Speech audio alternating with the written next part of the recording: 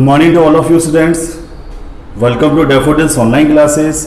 हम पढ़ रहे हैं क्लास 8 में सोशल साइंस, और सोशल साइंस में हमारा चैप्टर चल रहा है द इंडियन कॉन्स्टिट्यूशन, भारतीय संविधान। भारतीय संविधान में हमारा टॉपिक है सैलिएंट फीचर्स ऑफ कॉन्स्टिट्यूशन, कि संविधान की कौन कौन सी मुख्य विशेषताएं हैं, जिनमें हमने चार फीचर्स को हमने पढ़ लिया था। फर्स्ट था आपका federalism, second parliamentary system of governments, third था आपका separation of powers, fourth universal adult franchise, and fifth है आपका द फंडामेंटल राइट्स, कि लोगों के मौलिक अधिकार कौन कौन से हैं। देखिए, ये हमारा टॉपिक है आज का। पेज नंबर है आपका 234। ठीक है, देखिए इसमें हमारा संविधान है। हमारे संविधान में 22 पार्ट्स हैं, 22 भाग हैं, 12 शेड्यूल्स हैं, 12 अनुसूचियां हैं। और जब हमारा संविधान स्टैब्लिश हुआ था, बना था, तब इसमें 395 आर्टिकल्स थे, अनुच्छेद थे। कहीं कहीं ये लिखा जाता है कि प्रेजेंट में 462 या 465 आर्टिकल्स हैं। तो देखिए 22 पार्ट थे, 22 पार्ट्स, और इसमें पार्ट थर्ड पार्ट आता है। थर्ड पार्ट में आर्टिकल 12 to 35, अनुच्छेद 12 से लेकर अनुच्छेद 35 तक फंडामेंटल राइट्स के बारे में बता रखा है कि व्यक्ति के फंडामेंटल राइट्स कौन कौन से हैं, कौन कौन से ऐसे अधिकार हैं जिनके लिए यदि उनका वॉल्यूशन होता है, यदि उनका एक्सप्लॉयटेशन होता है, तो वह उसके लिए कोर्ट में जा सकता है। फंडामेंटल राइट व्यक्ति को दिए गए हैं। यदि इन राइट्स की कोई उल्लंघन करता है तो इसके ही रक्षा के लिए हम कहां जा सकते हैं? कोर्ट में जा सकते हैं। तो भाग 3 और अनुच्छेद 12 से लेकर 35 तक मौलिक अधिकारों के बारे में बताया गया है। तो हम स्टार्ट करते हैं फंडामेंटल राइट्स के बारे में। देखिए, among the most important feature of the Indian constitution is the provision of fundamental rights which are provided to all Indian citizens irrespective of the caste, creed, gender. It is a 6 fundamental rights have been guaranteed to the citizen. However, these rights have certain legitimate restrictions which do not render them absolute. देखिए कि भारतीय संविधान की जितनी भी विशेषताएं हैं, उन सभी विशेषताओं में सबसे प्रमुख या सबसे इंपॉर्टेंट यदि कोई माना जाता है तो वह माना जाता है फंडामेंटल राइट्स, क्योंकि व्यक्ति के जो अधिकार हैं वो अधिकार किस पर डिपेंड है? इन फंडामेंटल राइट्स पर ही डिपेंड है, जो हमारे संविधान का बहुत ही महत्वपूर्ण भाग माना जाता है। ठीक है, जो हमारे भारतीय लोगों को प्रोवाइड कराए गए हैं, किसके द्वारा? इंडियन कॉन्स्टिट्यूशन के द्वारा।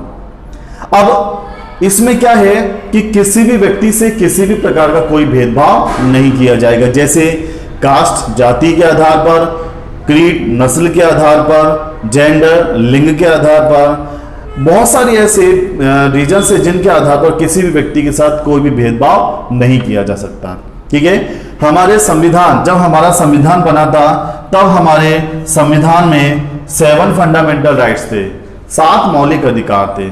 लेकिन 1946-48 को 44 अमेंडमेंट हुआ था, संविधान का 44वां संविधान संशोधन था, 1948 में हुआ था। अब इसमें क्या कहा गया था कि ये जो 7वां जो अनुच्छेद है, 7वां जो राइट है, राइट कौन सा था? राइट टू प्रॉपर्टी, संपत्ति का अधिकार। इस संपत्ति के अधिकार को क्या कर दिया गया? इस संपत्ति के अधिकार को फंडामेंटल राइट्स की जो लिस्ट थी उसमें से निकाल दिया गया, और निकालने के बाद इसको अब क्या बना दिया गया? इसको अब कानूनी अधिकार बना दिया गया। ठीक है, आर्टिकल 301 में। क्लियर? तो अब हमारे पास केवल कितने राइट बचे? Only 6 right.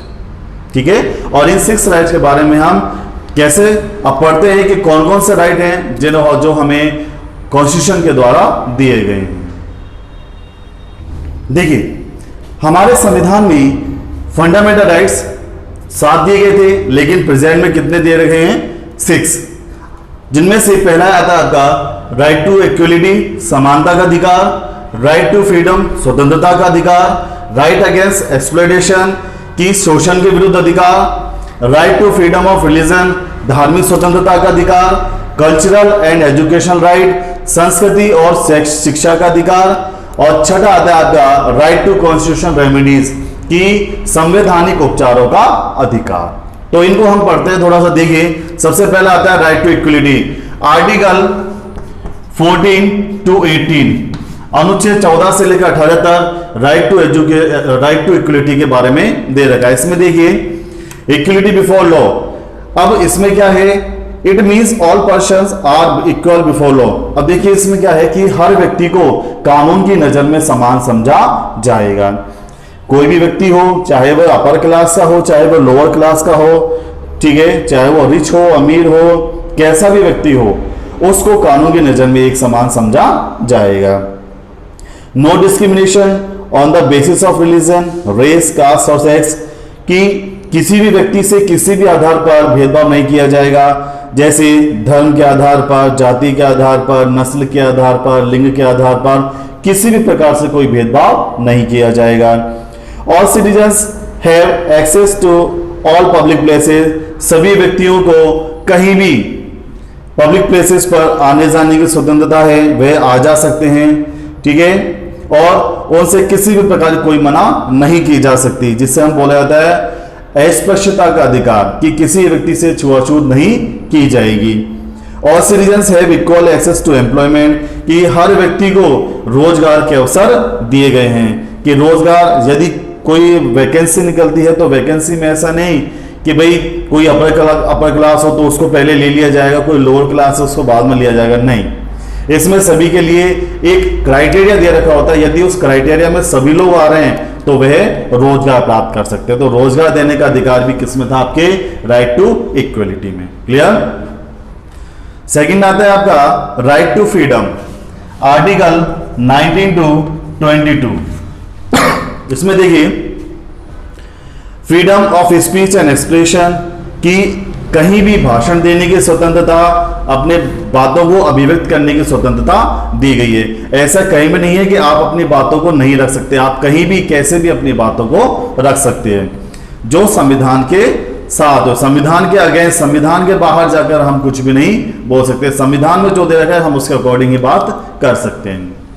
Freedom to assemble peacefully and without arms, कि यदि किसी को सभा करनी है तो वह सभा किसके द्वारा की जाएगी? उन लोगों के द्वारा शांतिपूर्वक तरीके से की जाएगी, लेकिन बिना किसी हथियारों के, ठीक है। यदि कोई ग्रुप, कोई समुदाय क्या करना चाहता है? सभा करना चाहता है, तो वह सभा कर सकता है, लेकिन बिना किसी हथियार के वह सभा कर सकता है शांतिपूर्ण तरीके से।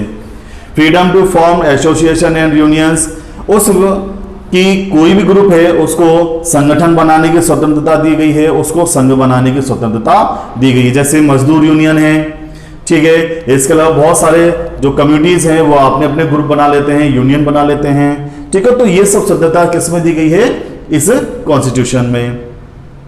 फ्रीडम टू मूव फ्रीली, कि कहीं भी कैसे भी आप घूमने की स्वतंत्रता आपको दी गई, कि आप कहीं भी जा सकते हो, कहीं पर भी आप घूम सकते हो। तो यह स्वतंत्रता हमें किस में दी गई है? फंडामेंटल राइट्स में।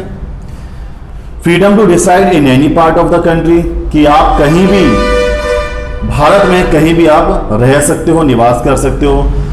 जब हमारे संविधान में संविधान बनाते हो, केवल जम्मू कश्मीर एक ऐसा स्टेट था जहां पर हम नहीं रह सकते थे, ठीक है। कुछ समय के लिए रह सकते हैं घूमने जाने के लिए, लेकिन परमानेंट वहां नहीं रह सकते। लेकिन प्रेजेंट में जब ये हमारा एक स्टेट बन चुका है, पर्टिकुलर हमारा पूरा पार्ट ही बन चुका है हमारे भारत का, तो हम यहां पर भी रह सकते हैं।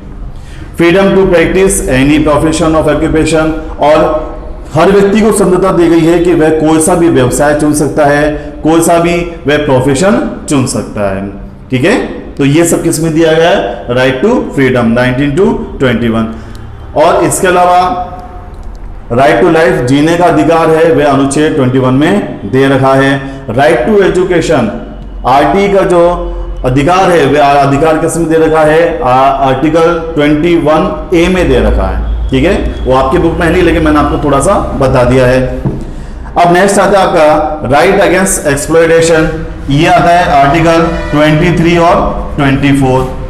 आर्टिकल 23 और 24 में क्या कहा गया है, राइट अगेंस्ट एक्सप्लॉयटेशन, शोषण के विरुद्ध अधिकार। इसमें देखिए, इट प्रोहिबिट्स ऑल फॉर्म और फोर्स लेबर, यह किस पर निषेध करता है, प्रतिबंध किस पर लगाता है, यदि किसी भी व्यक्ति से किसी भी प्रकार का जबरदस्ती काम लिया जाता है तो यह उसकी मना करता है कि उस व्यक्ति से जबरदस्ती कोई काम नहीं लिया जाए।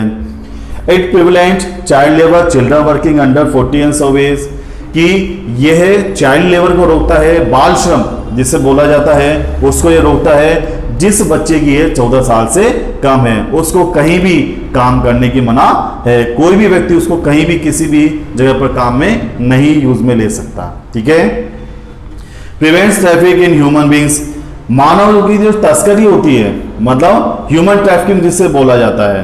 ठीक है, ह्यूमन ट्रैफिकिंग, मानव तस्करी, कि भाई किडनैप कर लिया, उन्हें कहीं जाकर बाहर बेच दिया, तो ये ह्यूमन ट्रैफिकिंग है। उस ह्यूमन ट्रैफिकिंग को हमें कौन सा अधिकार बचाता है, राइट अगेंस्ट एक्सप्लॉयटेशन, शोषण के विरुद्ध अधिकार हमें इससे बचाता है। फिर आता है right to freedom of religion, यह आर्टिकल 25 से 28 तक है। ठीक है, धार्मिक स्वतंत्रता का अधिकार। अब इसमें क्या दे रखा है, people have to right to follow, practice and preach any religion of their choice, कि व्यक्ति अपने अनुसार, अपनी चॉइस के अनुसार वह किसी भी धर्म को अडॉप्ट कर सकता है, किसी भी धर्म को वह उपदेश सुन सकता है, उपदेश दे सकता है, किसी भी धर्म को वह फॉलो कर सकता है। तो यह सब किस में कहा गया है, आर्टिकल 25 से 28 में। कल्चरल एंड एजुकेशनल राइट, अब ये क्या है, आर्टिकल 29 और 30, 29 और 30 में क्या दे रखा है कि all minorities have a right to conserve and develop their own culture, कि जितने भी अल्पसंख्यक समुदाय हैं उन्हें अपने धर्म को बचाने के लिए, अपने धर्म की रक्षा के लिए, अपने कल्चर को विकसित करने के लिए उन्हें यह अधिकार दिया गया है, कल्चरल एंड एजुकेशनल राइट। ठीक है, जैसे मदरसे हैं, मदरसे जो पढ़ाई चलती है, जो बनाए जाते हैं, वो किसके अकॉर्डिंग बनाए जाते हैं, इस कल्चरल एंड एजुकेशनल राइट के अकॉर्डिंग बनाए जाते हैं। राइट टू कॉन्स्टिट्यूशनल रेमेडीज, की संवैधानिक उपचारों का अधिकार। Under this right citizen have the right to go to court if they feel that any of their fundamental right has been violated by the state. अब देखिए इसके अंदर क्या है कि कोई भी व्यक्ति अपने अधिकारों की सुरक्षा के लिए वह कोर्ट जा सकता है यदि उसको क्या महसूस हो कि उसके फंडामेंटल राइट का उल्लंघन किया जा रहा है, किसके द्वारा, किसी व्यक्ति के द्वारा या राज्य के द्वारा। उस व्यक्ति का जो अधिकार है, इन अधिकारों में से किसी भी अधिकार का यदि उल्लंघन किया जा रहा है तो वह इन फंडामेंटल राइट्स के प्रिजर्वेशन के लिए, संरक्षण के लिए वह कहां जा सकता है, कोर्ट में जा सकता है। तो यह किस में दिया गया है, राइट टू कॉन्स्टिट्यूशनल रेमेडीज। मतलब ये सभी राइट्स का सबसे पावरफुल राइट कौन सा है, राइट टू एजुकेशनल रेमेडीज, क्योंकि ये सब राइट किस पर depend, only right to constitutional remedies. यदि ये नहीं होगा तो ये सारे राइट्स बेकार हैं। ठीक है, तो हमने पढ़े फंडामेंटल राइट्स, और फंडामेंटल राइट्स में हमने पढ़ा आर्टिकल 14(2), और ये जो आर्टिकल है ये आर्टिकल है 32। यदि राइट टू कॉन्स्टिट्यूशनल रेमेडीज पूछा जाए तो आर्टिकल 32 में कहा जाएगा।